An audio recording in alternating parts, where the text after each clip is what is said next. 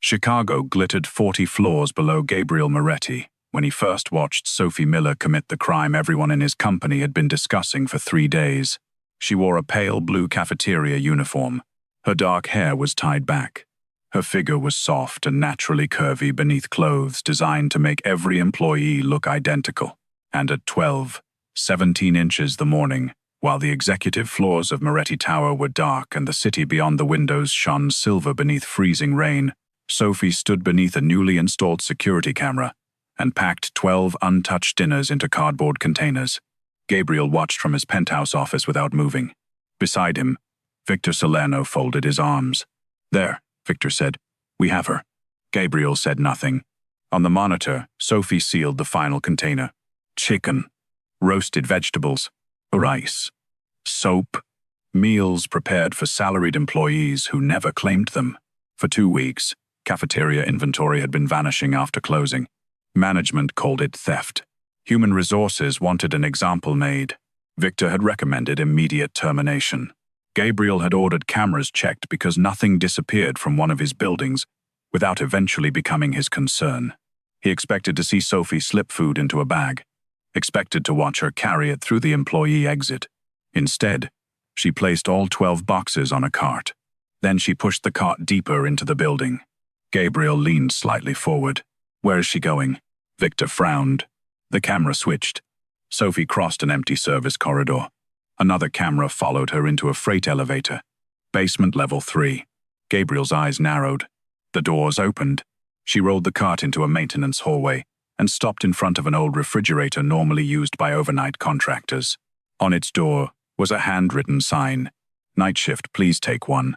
Sophie opened the refrigerator. Inside were rows of neatly labeled meals. She stocked them carefully. Then she added plastic forks, napkins, and a small stack of handwritten notes. Gabriel touched the control panel. Zoom. The image sharpened. The note said, "Long night. Eat something." Victor gave an irritated laugh. "So she's redistributing company property." Gabriel looked at him. Victor's expression changed immediately. Gabriel had that effect on people.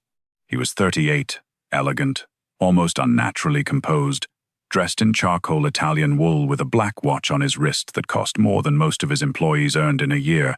Men who knew only his corporate reputation called him disciplined. Men who knew the Moretti name called him something else. They called him when debts needed collecting, when unions needed persuading, when shipments needed protecting, when people needed to disappear from negotiations and reappear with considerably improved attitudes. Gabriel had inherited his father's criminal organization at 31 and expanded its legitimate businesses so aggressively that newspapers now described him as an investor. But fear remained the foundation beneath the polished glass towers. He turned back to the screen. At 12:36, a maintenance worker entered the corridor. Alderman. Gray uniform. Sophie brightened. No cousin. No shame. She lifted one of the boxes. The man hesitated. She said something the microphone barely caught. Gabriel increased the volume. "Mr. Alvarez, take the chicken. You hated the pasta." The worker smiled. Gabriel's face became very still. Victor said, "You still want me to have security bring her upstairs?" Gabriel watched Sophie close the refrigerator. Yes. Sophie had been summoned to management offices before. Never after midnight. And never to the 46th floor. The security guard escorting her barely spoke. That was how Sophie knew something was wrong. The elevator opened onto black marble, dim lighting, and enough expensive silence to make her suddenly conscious of the grease stain near the hem of her uniform. The guard led her through glass doors. Gabriel Moretti stood beside a wall of windows. She recognized him immediately. Everyone did. Employees rarely saw him. They saw his name. Moretti Tower. Moretti Development. Moretti Logistics. Moretti Hospitality. His photograph occasionally appeared in business magazines, usually beside words such as ruthless, private, disciplined, and elusive. In person, he was worse. Not because he looked cruel, because he didn't need to.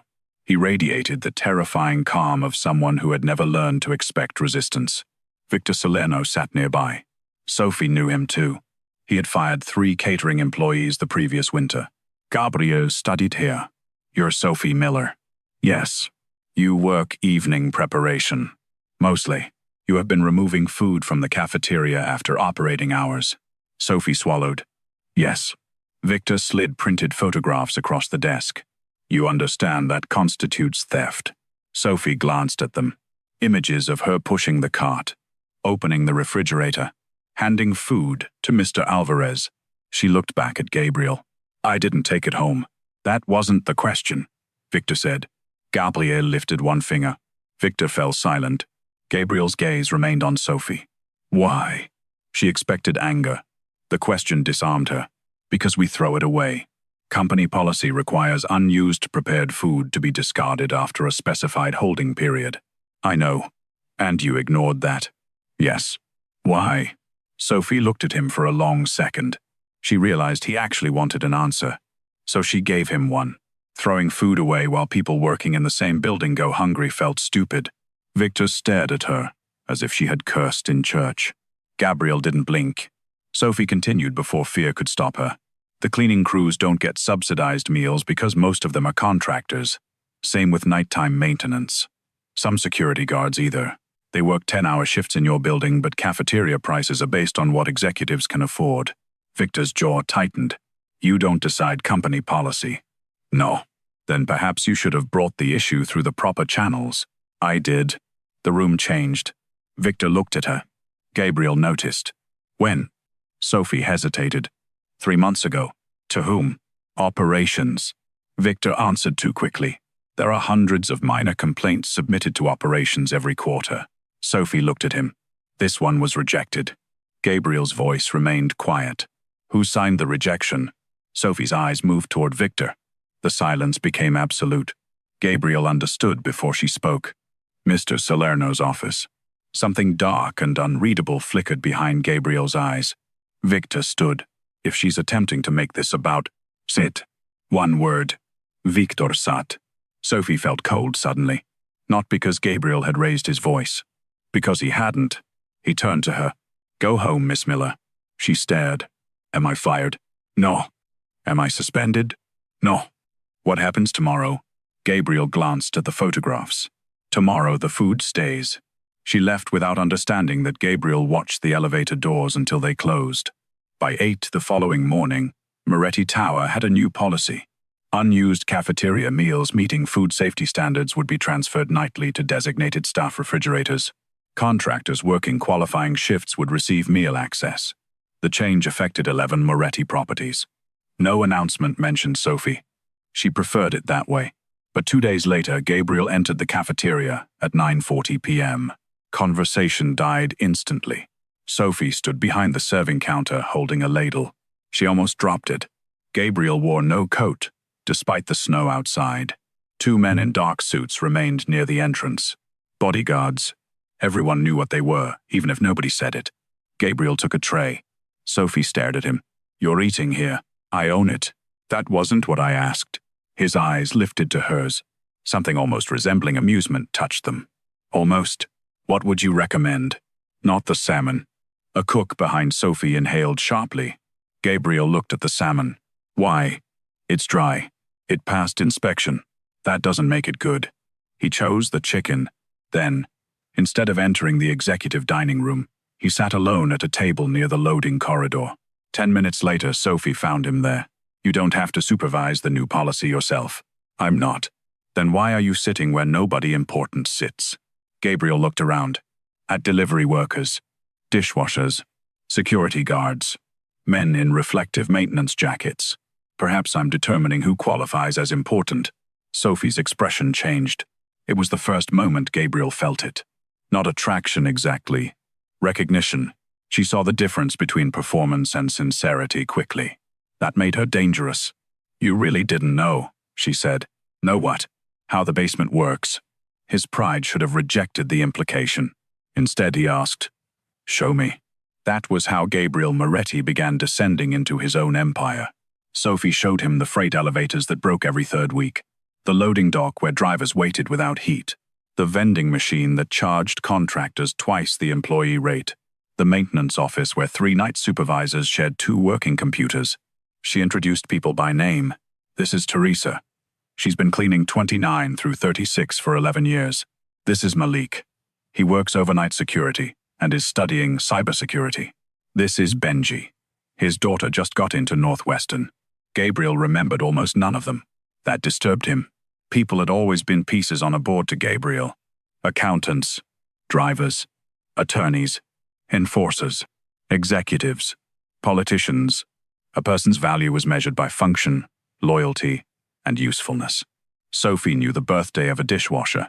She knew which custodian took decaf because of blood pressure medication. She knew one security guard's wife had recently left him because he had stopped talking during dinner. She collected human details the way Gabriel collected leverage, and somehow hers gave her a kind of influence his could not purchase. "You know everybody," he said one night. They stood beside a service elevator while snow pressed white against the loading bay doors. Sophie shrugged. "I talk to people. I talk to people." "No, you question them." He looked at her. She smiled slightly. "You're doing it now." For the first time in years, Gabriel laughed. It was quiet, brief, but Sophie stared at him, as though she had witnessed something she wasn't supposed to see. His expression immediately cooled. She noticed that too. 3 weeks later, Gabriel's interest in basement operations became business news. Morale increased. Contractor complaints decreased. Overtime discrepancies surfaced. Then unpaid invoices appeared. Millions of dollars supposedly allocated to staffing agencies had vanished through shell companies. Gabriel's legal team called it accounting irregularity. Gabriel knew better. Someone was stealing from him, and not cafeteria meals. Real money. Someone close. Victor insisted the theft had originated through outside vendors. Gabriel listened, then ordered his private men to investigate Victor without telling him. At the same time, Sophie began receiving anonymous messages. The first said, "You should have stayed in the cafeteria." She deleted it. The second arrived beneath her apartment door.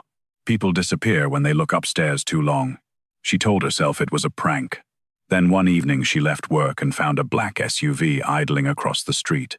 It followed her for 6 blocks. Sophie entered a crowded pharmacy and called building security. Gabriel answered instead. "How did you get this number?" Security forwarded the call. Her heart pounded. "There's a car following me." His voice changed instantly. "Where are you?" She told him. "Stay inside." "Gabriel." "Stay inside, Sophie." It was the first time he had used her first name. 8 minutes later, 3 black vehicles blocked the street. Gabriel stepped from the middle SUV beneath freezing rain. No umbrella. No visible hesitation. 2 armed men crossed toward the suspicious vehicle. Its driver accelerated away. Gabriel entered the pharmacy. Sophie stood beside the cold medicine aisle. She had never seen anger so controlled. He approached her and stopped too close. "Were you touched?" "No." "Threatened directly?" She pulled the note from her coat pocket. His eyes moved across it. His face emptied. That frightened her more than rage would have. "You're coming with me." "No." His gaze lifted. "Sophie, I have an apartment. You also have somebody following you. You don't get to decide where I sleep. Tonight I do." Her pulse jumped. "Because you own the building I work in?" "No." He stepped closer. "Because someone has decided frightening you is useful against me." The words landed between them. "Against me," Sophie whispered. "Why would I be useful against you?" Gabriel had no answer. He was willing to give. Not yet. His penthouse occupied 3 floors above the river. Sophie hated how beautiful it was. Black stone, warm wood, glass walls overlooking Chicago, an indoor fireplace casting low amber light across furniture that looked untouched. Nothing personal, no family photographs, no clutter, no evidence that a human being lived there. "You live in a hotel," she said. Gabriel removed his coat. "I live here. That's worse." He almost smiled again. His men searched her apartment while she slept in a guest room 20 yards from his bedroom. At 2:13 a.m. she woke thirsty. She found Gabriel alone in the kitchen. Shirt sleeves rolled up, tea gone. A pistol lay on the marble beside his hand. Sophie stopped. Gabriel immediately moved the weapon away. "You're afraid of guns? I'm afraid of people who need them." "Reasonable." She poured water. "Who are you really?" His eyes remained on her. "You know who I am." "I know what Forbes says you are." A long silence. "Does it matter?" It does if someone is following me because of you. Gabriel walked toward the windows. Below them, Chicago looked peaceful. It was a convincing lie. My family owned businesses before I was born, he said. Some appeared on tax filings, others did not. Sophie understood. Her fingers tightened around the glass. Your Mafia. The word sounded almost childish inside that elegant kitchen. Gabriel didn't deny it. She laughed once in disbelief. I've been arguing about cafeteria policy with a mob boss. You argued effectively. That is not the point. She stepped backward. His expression hardened. Not at her fear. At himself for causing it. Sophie, have you killed people? He went still. She searched his face. The answer was there. Her breath caught. Gabriel could have lied. Instead, he said, yes. The distance between them suddenly felt enormous. She whispered, I should leave. It isn't safe. I don't care. I do. She looked at him. That was the moment everything became more dangerous. Not the gun. Not the Mafia confession. The way he said it. Low. Certain. Personnel. I care, Gabriel repeated. Whether you walk out that door and survive the night. Sophie's eyes burned. You barely know me. His jaw tightened. I know. He sounded as though that frightened him. By morning, Gabriel's men found a tracking device beneath Sophie's car. The serial number traced to a security contractor, hired through a Moretti subsidiary. Victor Salerno had approved the contract. Gabriel summoned him. Sophie wasn't supposed to hear the conversation. She did. Victor entered Gabriel's private study at 9. You're investigating me? Gabriel stood behind his desk. I investigate anyone who steals from me. Victor laughed. I gave your father 25 years. My father is dead. And you think a cafeteria girl understands this empire better than I do? Sophie froze in the hallway. Gabriel's voice became lethal. Say her name again with disrespect. Victor stared at him. Understanding dawned. Then came satisfaction. Oh. Gabriel moved around the desk. Victor smiled. That's what this is. What? She got inside. Gabriel's face remained cold. But Victor had found the wound. The great Gabriel Moretti. He murmured. You finally found something you can't buy, threaten, or control. Gabriel stepped close enough that Victor's smile disappeared. If Sophie is harmed because of you, there will not be enough of your life left to regret it. Victor left. Sophie remained hidden until his footsteps disappeared.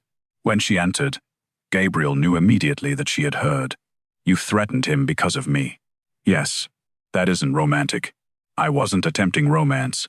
What are you attempting? His eyes settled on her. That question had been tormenting him for weeks. I don't know. For once, Gabriel Moretti sounded completely truthful. Sophie hated how much that mattered. She returned home under protection. Gabriel did not ask permission before assigning 2 guards outside her apartment. She argued. He ignored her. She threatened to quit. He told her he would still protect her. You are infuriating, I've been told. By people who survived telling you. His gaze sharpened. She regretted the words immediately. But Gabriel merely said, very few. Their conversations grew longer, more dangerous. He started appearing in the cafeteria after closing. Sometimes he ate. Sometimes he simply watched Sophie organize the night shift meals. She refused special treatment. He began learning names. Malik, Teresa, Benny, Mr. Alvarez. Sophie noticed. She pretended she didn't. One snowy night, she found Gabriel repairing the handwritten sign on the maintenance refrigerator after somebody had torn a corner loose. He wore a $3,000 coat and held transparent tape. Sophie leaned against the doorway. This might be the strangest thing I've ever seen. Gabriel looked at the crooked sign. It was falling. You could purchase the refrigerator. I did purchase the refrigerator. That somehow makes this worse. Her laughter filled the corridor. He watched her. Too long. The sound faded. Something changed in her face. Gabriel took one step closer. Sophie didn't move. His fingers lifted slightly. He looked at a loose strand of hair near her cheek. For one suspended second, she thought he would touch her. Instead, his hand closed into a fist. He lowered it. You should go upstairs, he said. Why? His eyes darkened. Because I'm trying very hard to remember that you are free to leave whenever you want. Sophie's breath caught. She walked away. Neither of them slept much that night.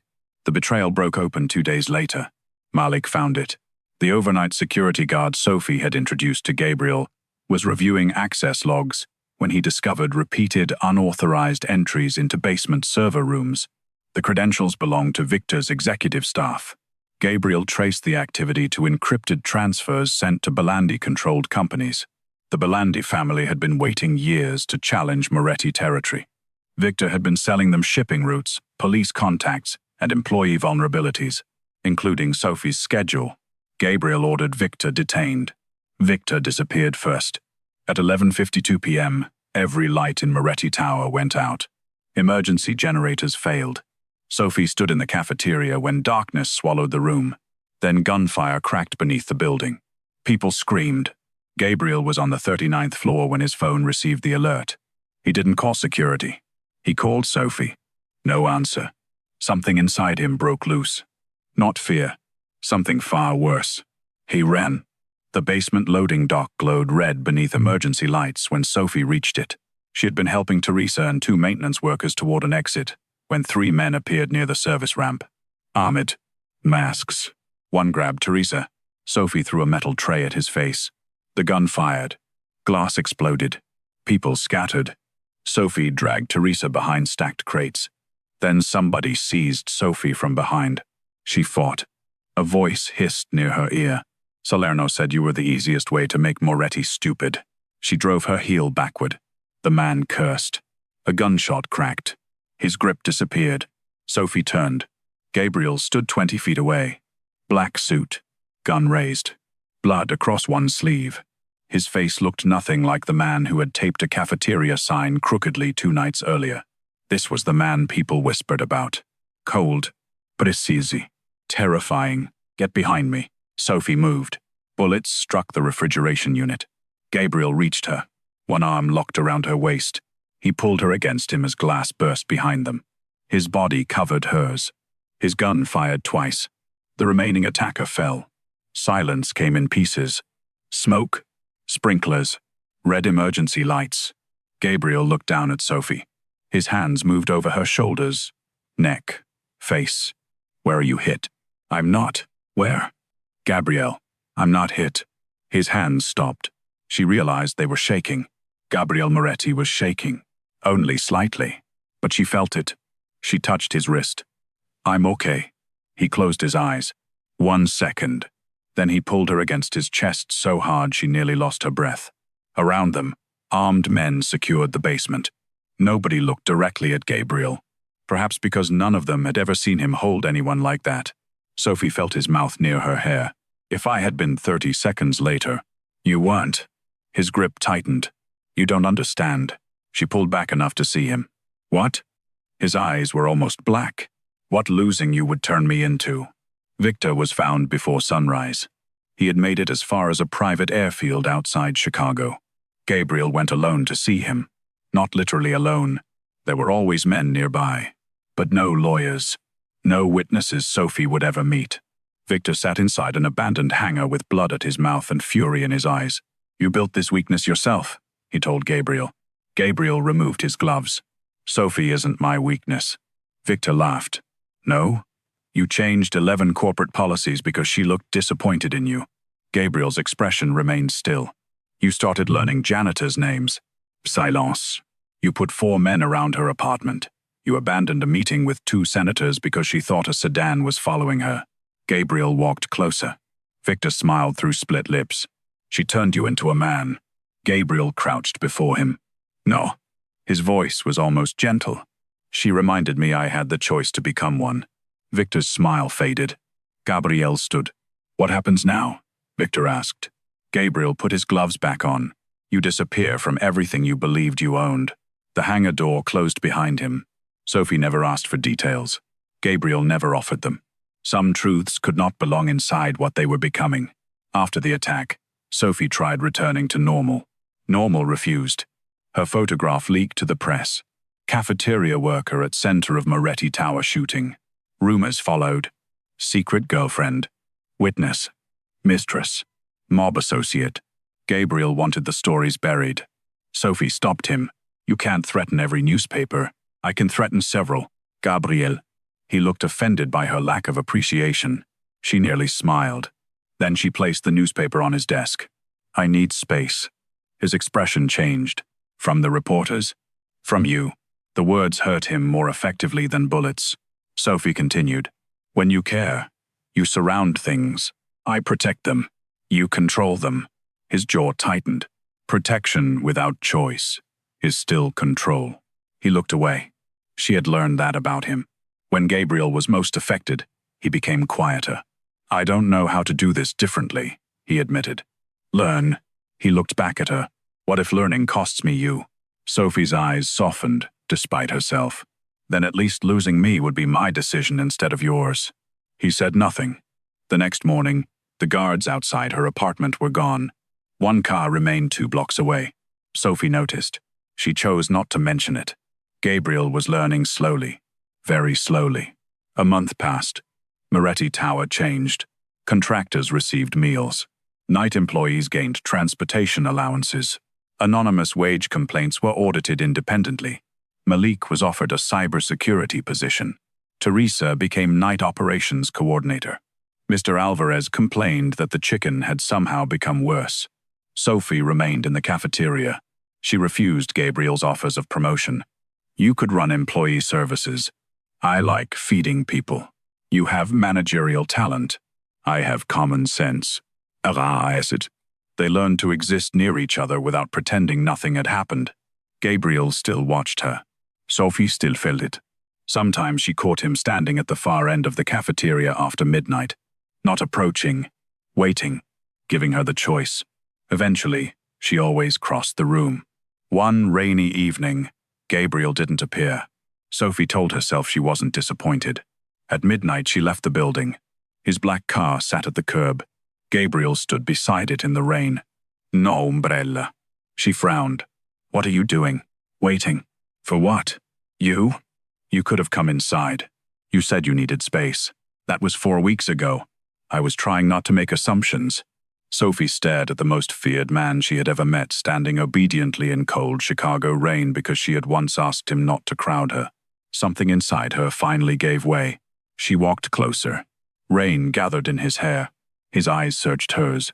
Gabriel. Yes. Kiss me. He didn't move.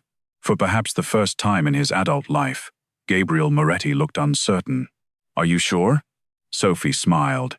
That question might be the most romantic thing you've ever said. His hand lifted, paused, near her face. The same unfinished movement from the basement corridor weeks earlier. This time she leaned into it. His palm touched her cheek.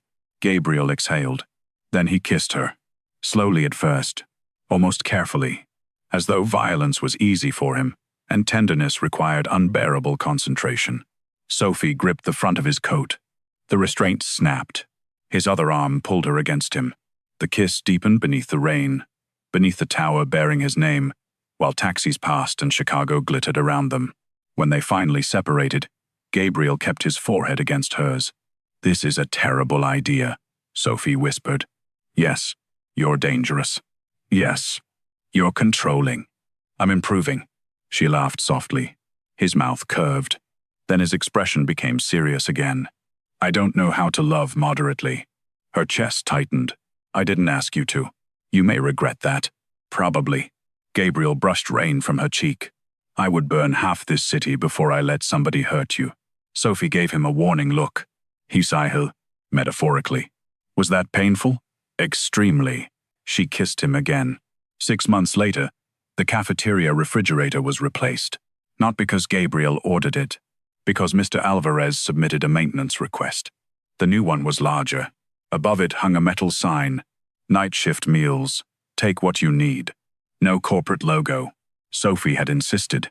On a freezing December evening, she entered the basement carrying leftover soup. She found Gabriel already there, tie loosened, sleeves rolled, stocking meal containers beside Malik, who now wore a cybersecurity badge instead of a security uniform. You're doing it wrong, Sophie said. Gabriel turned. I own 12 restaurants, and you're putting Tuesday behind Wednesday. That seems survivable. Standards matter. Malik quietly escaped before either of them could involve him. Sophie rearranged the boxes. Gabriel watched. You fired a vice president today, she said. He stole from the pension account. You scared the entire legal department. They recovered quickly. She closed the refrigerator. You're still terrifying. Good. To everyone? Gabriel moved closer. His hand settled at her waist. Almost everyone. Sophie looked up at him. There were still shadows inside Gabriel she could not erase. She had stopped trying. Love had not turned him into someone harmless. It had done something harder. It had given him something more important than power, a reason to examine what he did with it. You know Teresa's birthday next week? Sophie asked. I know. And Benji's daughter graduates in May. I know. Mr. Alvarez hates the pasta. He has mentioned it 17 times. Sophie smiled. Gabriel looked at the refrigerator. At the handwritten notes employees still sometimes left for one another. At the ordinary room beneath a tower built from wealth, fear, ambition, and secrets. This is where everything changed, he said. Sophie leaned against him. No. He looked down. She touched his chest. This is where you finally looked.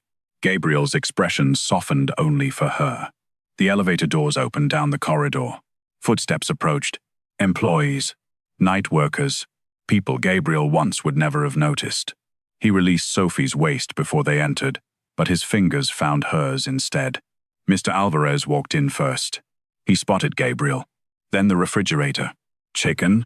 Gabriel nodded solemnly. No basta. The older man smiled. Sophie laughed.